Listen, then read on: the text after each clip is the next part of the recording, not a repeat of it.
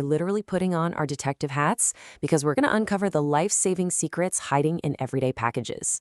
Now, you might think mailing a box is just about stamps and addresses, right? But the reality is that a modern postal worker is actually the first line of defense against explosive, flammable, and toxic threats traveling through our communities and up in our skies. Here's a quick look at our roadmap for today.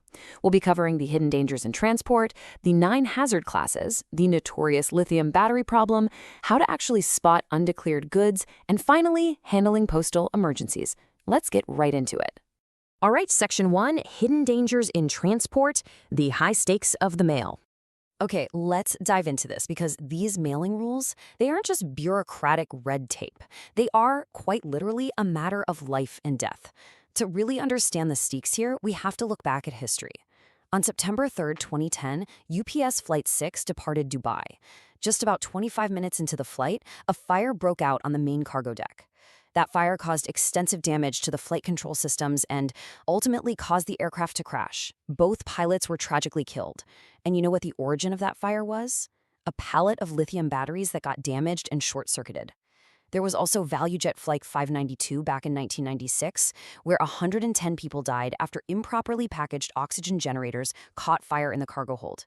You see, when packages enter the mail, they aren't just sitting in the back of a truck. A huge portion of them are loaded right onto airplanes. So this brings up a pretty critical question. How on earth do everyday items cause such catastrophic disasters? Well, an aircraft in flight is a totally unique environment. It goes through massive vibrations, extreme temperature swings, and huge shifts in air pressure. Think about it. A bottle of household bleach leaking in your kitchen, that's an easy cleanup.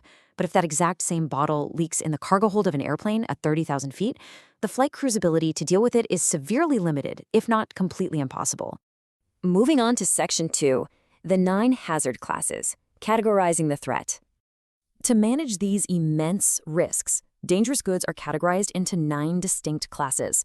The visual language of safety here relies heavily on these distinct, diamond-shaped marks. You've got Class 1 explosives, like fireworks and ammunition, Class 2 gases, so aerosols, Class 3 flammable liquids, all the way up to Class 8 corrosives like mercury and drain cleaners, and finally, Class 9 miscellaneous goods.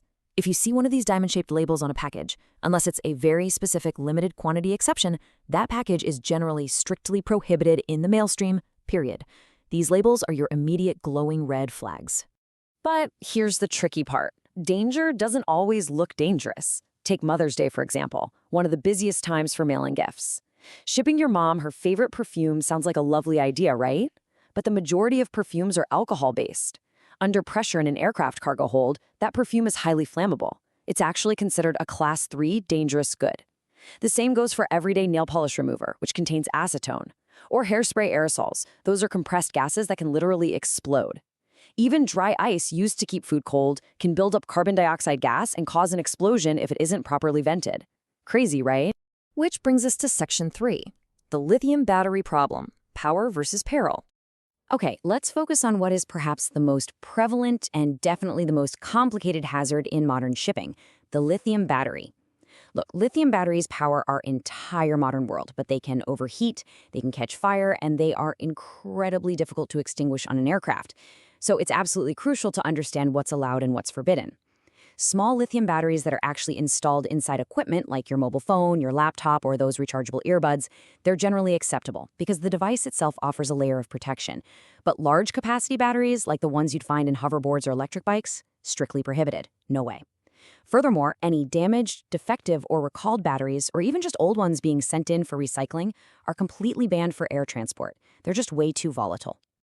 Interestingly enough, the rules change entirely depending on where the package is actually going. If you're shipping domestically within Canada, lithium batteries shipped on their own, like those portable power banks, are allowed, but only by ground services. But if you're shipping to the USA, the rules get incredibly strict.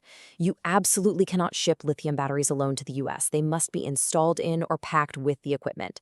And here is the real kicker. Packages destined for the USA must absolutely not be labeled with the lithium battery mark. Seriously, if a package has that mark and it's headed to the US, it's going to be flat out refused at the International Exchange Office and returned right back to the sender. All right, Section 4, Spotting Undeclared Goods, the Postal Detective's Toolkit. As postal detectives, you've got to be vigilant. A lot of times, people honestly don't know they're mailing something dangerous, so you have to really use your senses. Watch out for clues. Is there a strong odor coming from the parcel? Is there any evidence of a leak or maybe a weird stain on the cardboard? Listen closely. Is the package emitting a buzzing or a ticking sound? If you pick it up, do you feel a shifting weight or hear liquid sloshing around inside a box that supposedly contains dry goods? Also, pay attention to the address. If the sender or receiver is a chemical manufacturer, a laboratory, or a hospital, well, the likelihood of dangerous goods being in there increases significantly. You also really need to scan the outside of the box for text, and this brilliantly illustrates what to look for. Dangerous goods are assigned a proper shipping name that describes their chemical composition. Think acetone or oxygen compressed. They're also assigned a 4-digit UN number. If you see a box marked with something like UN 1978 or UN 3373 for biological substances, that is a massive glowing clue. Basically, any number on a package preceded by the letters UN likely means it contains dangerous goods that might just not be acceptable for the mail. This leads us to our final section, Section 5, Handling Postal Emergencies, when things go wrong.